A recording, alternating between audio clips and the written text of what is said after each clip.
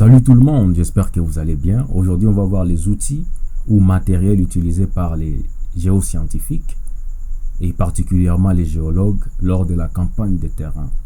Avant de commencer, veuillez vous abonner si ce n'est pas déjà fait.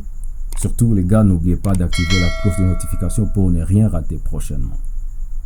Alors, lors d'une campagne de terrain, lors d'un levé géologique, un géologue a besoin d'un certain nombre d'outils pour lui permettre d'acquérir un certain nombre d'informations avec une bonne précision. 1. Nous avons la boussole des géologues. C'est un outil primordial pour un géologue qui l'aide à prélever les mesures structurales, mais c'est aussi un outil de navigation. 2. Nous avons les GPS, Global Positioning System, qui est aussi un outil important pour les géologues, pour les géoscientifiques, qui l'utilisent afin d'avoir les coordonnées géographiques. C'est aussi un outil de navigation. 3. Nous avons la loupe. Lors d'une description macroscopique, il arrive au terrain que les minéraux soient difficiles à décrire, difficiles à distinguer à l'œil nu. De ce fait, le géologue aura besoin d'une loupe pour un agrandissement quelconque, x5, x10, x20, ainsi de suite. Le marteau des géologues. Le marteau des géologues est utilisé pour prélever les échantillons. La roche est dure, alors il faut utiliser un marteau de géologue, un marteau particulier pour pouvoir prélever les échantillons. Il est aussi utilisé pour libérer et dégager le plan afin de prendre les mesures structurales. Nous avons l'acide chlorhydrique. Lorsqu'on est dans un terrain carbonaté par exemple, pour préciser que nous sommes face à un calcaire, on utilise l'acide chlorhydrique pour faire les tests d'effervescence. Le casque de terrain, c'est un outil de protection qui protège la tête contre les dommages. Parce que un morceau de roche peut tomber n'importe quand. Si on a un casque, c'est une protection. Nous avons les gilets de terrain ou le cache-poussière. Dans des chantiers, par exemple, c'est aussi utilisé. Mais au terrain, les géologues en ont besoin. C'est d'abord cache-poussière, ça protège les habits.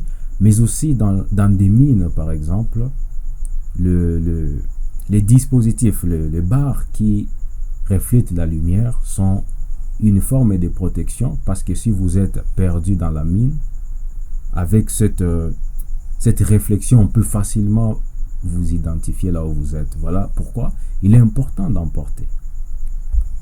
Les lunettes de protection, lorsqu'on prélève un échantillon, on doit casser la roche, il y a des petits morceaux qui vont sauter. Ça peut atteindre les yeux et causer des dommages, des fois irréversibles. D'où l'importance d'avoir des lunettes de protection. Les bottes de terrain, ce sont des dispositifs aussi de protection qui protègent maintenant le pied. Et ce sont des chaussures qui sont suffisamment dures, de sorte que même les épines ne peuvent pas pénétrer. Alors vient le carnet de terrain, où on note toutes les observations, on note les mesures structurales, et s'il faut faire des dessins, on les fait aussi dans le carnet des terrains. Vient l'appareil photo qui est très important parce qu'il faut immortaliser les moments comme on dit, mais aussi les affleurements. On peut les prendre en photo déjà au terrain. On peut prendre en photo aussi les échantillons de roches et aussi d'autres détails qui sont importants. Vient le marqueur, c'est pour marquer les échantillons, mais aussi marquer ce qui vient après, le sachet où on va garder les échantillons. On a besoin d'un ordinateur portable parce que sur terrain, on peut aussi facilement transférer les données ou faire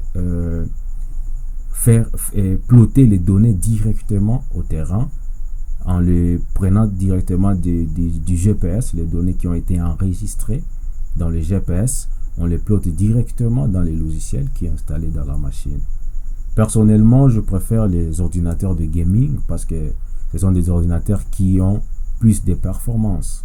Un processeur fort, un GPU, CPU qui favorise à ce que nous puissions tourner des bons logiciels, que ce soit des modélisations en 3D, mais aussi ces logiciels, ces ordinateurs ont des RAM vraiment avec une bonne capacité nous permettant de pouvoir bien traiter les informations.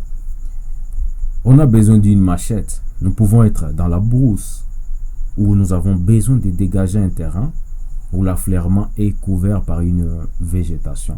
Pour ça, il nous faut une machette. Les couteaux de poche, ça nous aide à faire le test de dureté. Nous avons aussi besoin d'un fond topographique où nous allons présenter toutes les informations que nous aurons sur terrain et établir ainsi une carte. Nous avons besoin d'un mètre ruban pour mesurer tous les objets dont on a besoin pour faire une référence d'échelle par exemple, mais aussi mesurer l'épaisseur des bancs. On a besoin d'un mètre ruban. Alors, merci d'avoir suivi jusqu'à la fin. Bien sûr, il peut y avoir d'autres outils qu'on n'a pas signalés ici. Veuillez nous les signaler dans les commentaires. Surtout, avant de partir, les gars, veuillez vous abonner à la chaîne. Donnez-nous un peu de force. Donnez-nous un peu de boost. Nous en avons besoin. Merci les gars et à la prochaine vidéo.